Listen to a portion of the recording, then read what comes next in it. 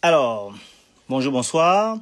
Euh, Sur LinkedIn, vous pourrez retrouver un article que j'ai publié il y a très longtemps, le 18 décembre 2017, donc il y a de cela 8 ans, dans lequel je parlais de ce que j'ai appelé la noria des énergies. L'article, c'est l'Odyssée du mix énergétique, ou l'effet de noria des énergies, c'est-à-dire l'effet de remplacement d'une énergie par une autre dans un domaine donné. Donc quand je parle d'énergie, je parle de charbon de bois, de charbon minéral, de pétrole, d'électricité, ainsi de suite.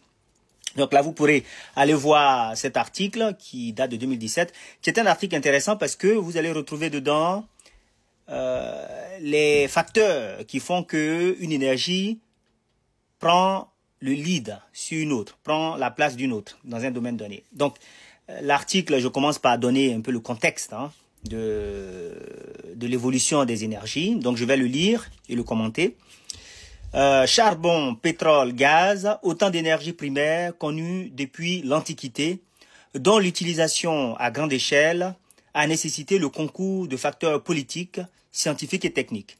Donc là, déjà, la première information, c'est que très souvent, les énergies sont là. Elles existent déjà, on les connaît. Mais on ne sait pas toujours comment extraire le potentiel énergétique de la ressource. Donc, le pétrole est connu depuis l'Antiquité. Le gaz également. Le charbon, qui est une autre forme de pétrole, puisque c'est une forme plutôt solide. Toutes ces énergies, comme le bois d'ailleurs, comme le soleil, le vent, ce sont des énergies qui sont là depuis la nuit des temps, que les hommes connaissaient. Mais tant qu'un certain nombre de facteurs politiques, scientifiques, techniques ne sont pas réunis, on ne peut pas extraire le potentiel. Donc ça, c'est le premier chapitre. Deuxième chapitre. On est à la fin du XVIIIe siècle. Notre Odyssée se passe en Occident. Angleterre, Europe continentale, Amérique. L'Afrique est depuis longtemps vidée par l'Europe chrétienne de ses forces vives, par l'exploitation des Amériques. Donc là, c'est l'esclavage. Pourquoi je mets ce contexte? Pour expliquer comment se fait-il que tout va se passer en Europe et en Amérique. Parce que les autres continents, à cette époque-là, sont dans les difficultés, en particulier de l'esclavage. L'Amérique des Indiens d'Amérique est occupée et l'Afrique est vidée de ses forces vives. La population autochtone des Amériques est quasiment exterminée. L'Europe s'y est installée. La toute puissante Église qui refusait toute autre vérité que la sienne et qui allait condamner Galilée en 1633 avait été ébranlée. Luther, à partir de 1517, avait prôné la liberté de conscience. Donc là, je place toujours le décor.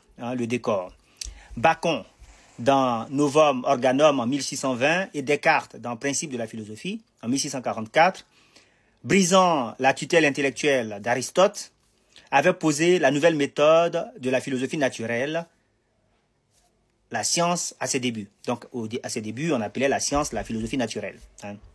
Voilà. Si vous lisez les documents de l'époque, quand on dit philosophie naturelle, c'est ce qu'on appellerait aujourd'hui la science, la physique. Voilà. Par exemple, Newton a écrit Principe mathématique de la philosophie naturelle. Dans Principe mathématique de la philosophie naturelle, c'est dans Principe mathématique de la philosophie naturelle que Isaac Newton a décrit mathématiquement, a démontré les lois du mouvement. Voilà, ça s'appelait Principe mathématique de la philosophie naturelle. Aujourd'hui, on appelle ça loi du mouvement des corps en physique. Voilà. Donc, point final des puissances qui se sont succédées depuis la chute de la Grande Égypte. Donc, Assyriens, Perses, Grecs, Romains, Germains, Arabes, c'est les puissances qui se sont succédées. L'Europe sera comme le réceptacle de toutes les influences.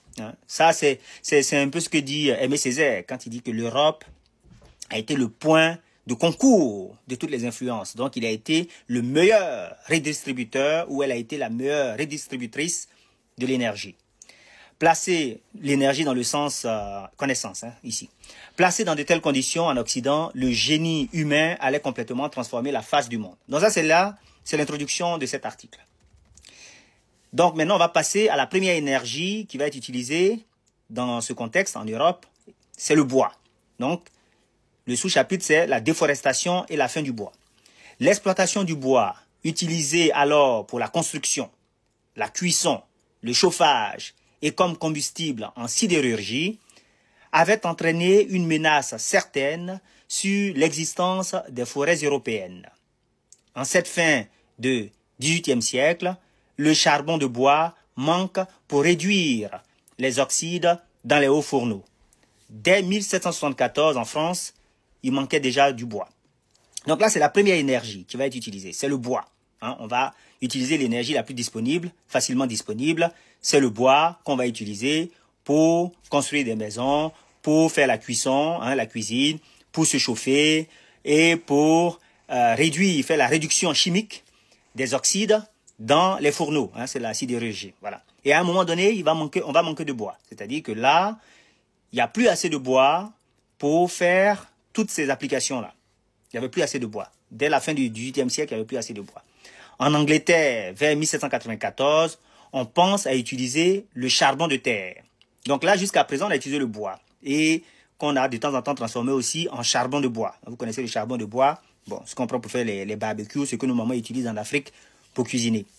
Maintenant, il n'y a plus de bois, c'est la déforestation.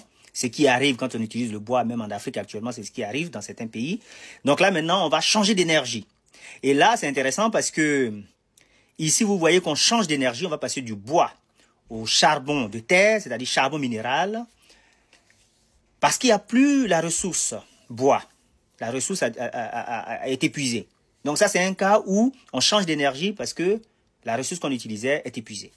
Quelqu'un a dit, et ça se dit dans le domaine de l'énergie, que l'âge de la pierre n'est pas terminé par manque de pierre. L'âge de la pierre est terminé parce qu'on a trouvé mieux. Ici, ce n'est pas le cas. Ici, l'âge du bois s'est terminé parce qu'il n'y avait plus de bois. Voilà. Il n'y avait plus de forêt. Donc, je disais, en Angleterre, vers 1794, on pense à utiliser le charbon de terre. La domination du charbon de bois dans la sidérurgie se terminait par le manque de bois. Ça, c'est la première partie de cet article. La prochaine fois, on va voir le règne du charbon minéral.